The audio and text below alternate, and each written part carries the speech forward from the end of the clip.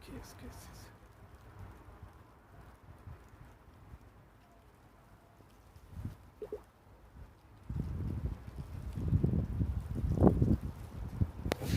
Bon, rallihada, je m'excuse. Life baan doonay aan diyaariyo maaragtay gurigayga maaragtay bannaanka laakiinse waxaan ka xumahay in roob baa igu soo daaya roob baa soo bilaabmay marka gudahan galayaa je viens à vous dans 5 minutes INSHA'ALLAH dans 5 minutes c'est sur l'Éthiopie iyo Abiy baan ka hadlayaa oo ku dhawaaqay raashiya noo soo gurmada